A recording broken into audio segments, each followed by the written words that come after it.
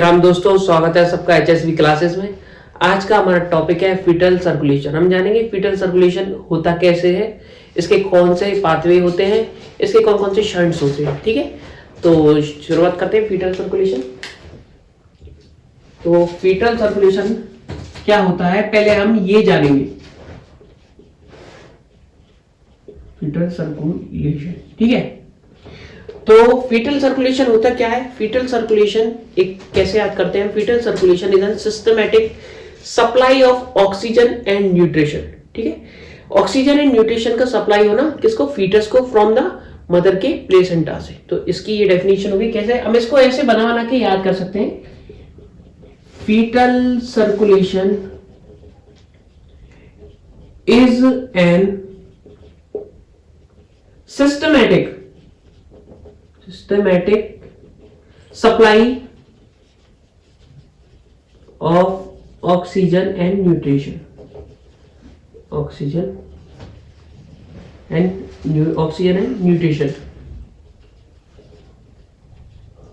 from mother के placenta से। ठीक है, प्लेसेंटा। तो ऑक्सीजन एंड न्यूट्रिशन सप्लाई होना मदर के प्लेसेंटा से, किसमें? फीटस में। ठीक है, अब इसकी जो फिजियोलॉजी है वो कैसे होती है? जैसे फर्स्ट क्या है, फीटल सर्कुलेशन में कैसे कैसे सप्लाई होता है, क्या क्या होता है। तो फीटस किससे कनेक्टेड रहता है? फीटस कनेक्टेड रहता है। फिजियोलॉजी कैसे है इसकी मैं वो बताता हूँ। फिजियोलॉजी, फीटस क्या होता है? फीटस कनेक्टेड रहता है किससे? प्लेसेंटा से। अब प्लेसेंटा कैसे कनेक्टेड होता है? डायरेक्ट तो होता नहीं है, वो होता है अम्बिलिकल कॉर्ड के थ्रू। ठीक है, तो फीटस किसके थ्रू कनेक्टेड रहता है? फीटस कनेक्टेड टू सीओ कनेक्टेड,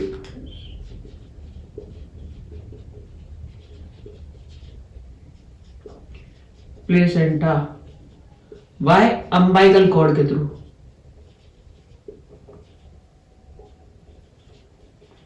अम्बिलिकल कॉर्ड के थ्रू कनेक्टेड रहता है। ठीक है, अब प्लेसेंटा होता क्या है? Placenta is an organ which develop in pregnancy in mother. Mother के यूट्रस में प्लेसेंटा डेवलप होता है प्रेगनेंसी के टाइम पे। क्यों? क्योंकि ये क्या करता है, जो ऑक्सीजन एंड न्यूट्रिशन है वो क्या सप्लाई करता है किसको? फीटस को। और जो वेस्ट जो प्रोडक्ट है यार, मतलब जैसे CO2 वगैरह, वो क्या है? CO2 जो वेस्ट प्रोडक्ट है वो कहां रिलीज करता है? मां के सर्कुलेशन में, मदर सर्कुलेशन में रिलीज कर देता है प्लेसेंटा के थ्रू। कौन? फीटस। ठीक है, तो ये हो गया। अब इसके कौन कौन से शंट्स होते हैं, कौन कौन के शंट्स के थ्रू जो है वो ब्लड ऑक्सीजन न्यूट्रिशन लेके जाता है। ठीक है, कैसे पहुंचता है फीटस तक, मदर के प्लेसेंटा तक। तो हमको जानेंगे कौन कौन से शंट्स होते हैं। 3 शंट्स होते हैं। ठीक है,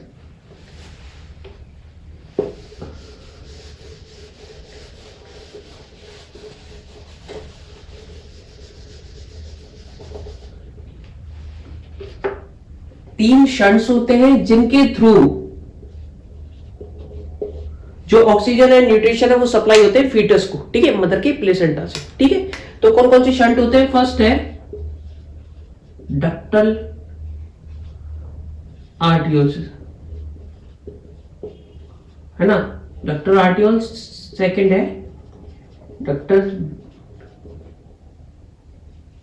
वेन्यूल्स। थर्ड है फोरामेन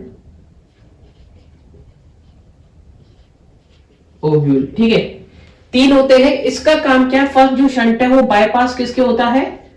बाईपास लिवर के। ठीक है, सॉरी, ये होता है लंग्स के, बाईपास द लंग्स। क्यों? क्योंकि आर्टरीज है बाईपास द लंग्स। ठीक है, सेकंड है वेन्स, बाईपास द लिवर। और जो थर्ड होता है फोरामेन ओव्यूल। ये क्या होता है? राइट आर्ट्रियम से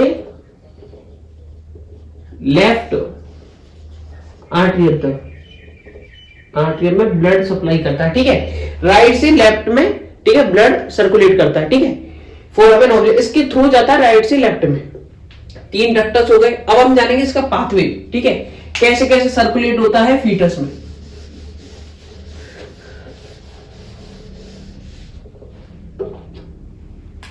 तो इसका पाथवे क्या है कि फीटस में ऑक्सीजन एंड न्यूट्रिशन कैसे सप्लाई होते हैं, कैसे फीटस ऑक्सीजन न्यूट्रिशन लेता है, CO2 और जो वेस्ट प्रोडक्ट है वो माँ के सर्कुलेशन में छोड़ता है। ठीक है, तो उसकी जो पाथवे है वो कैसे है, फर्स्ट जानेंगे हम कैसे कि जो ब्लड है, ठीक है, ऑक्सीजनेटेड ब्लड, ठीक है, ऑक्सीजनेटेड जो ब्लड है वो कहा आया, फीटस में आया। ठीक है, फीटस में आया काय के through, umbilical cord from placenta. ठीक है, अब क्या हुआ, ये जो ब्लड है वो रिसीव्ड हुआ किसमें, लिवर में। लिवर में रिसीव्ड हुआ डीऑक्सीजनेटेड ब्लड, कैरी करेगा डीऑक्सीजनेटेड ब्लड, लिवर कैरी करेगा ब्लड। ठीक है, कैरी करेगा किसके, पोर्टल वेन के थ्रू, पोर्टल वेन के थ्रू कैरी करेगा। अब वो खा किसके, कौन सी शंट आता है, मैंने बताया था आपको लिवर में कौन सा शंट होता है, doctor venule.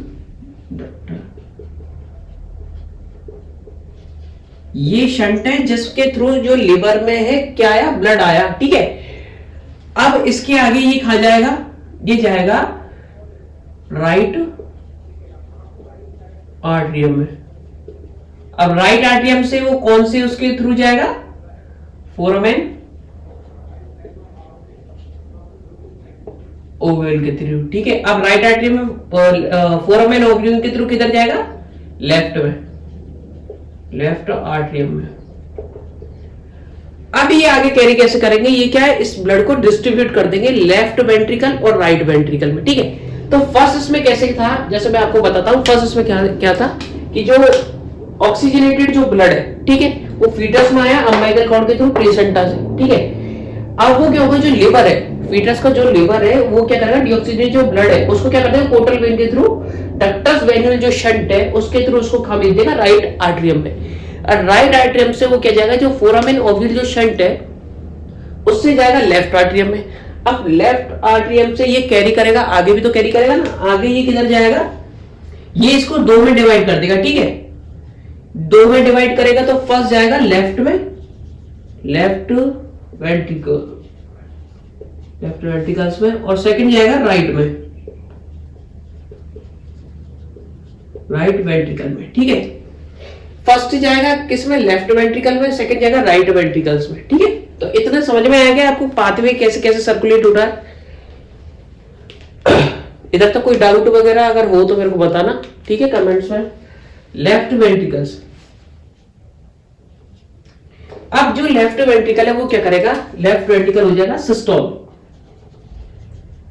Left ventricle systole हो गया। ठीक है, वो आगे क्या कर देगा, एओर्टा के थ्रू, एओर्टा के थ्रू कैरी कर देगा किसको, ब्लड को, और ब्रांचेस ऑफ द हार्ट तक पहुंचा देगा, डिस्ट्रीब्यूट कर देगा हार्ट तक। वो क्या कर देगा, डिस्ट्रीब्यूट कर देगा किसको, ब्लड को। अब ये आता है राइट वेंट्रिकल में। राइट वेंट्रिकल में क्या, ऑक्सीजनेटेड जो ब्लड है, राइट वेंट्रिकल में जो ऑक्सीजनेटेड जो ब्लड है वो जाएगा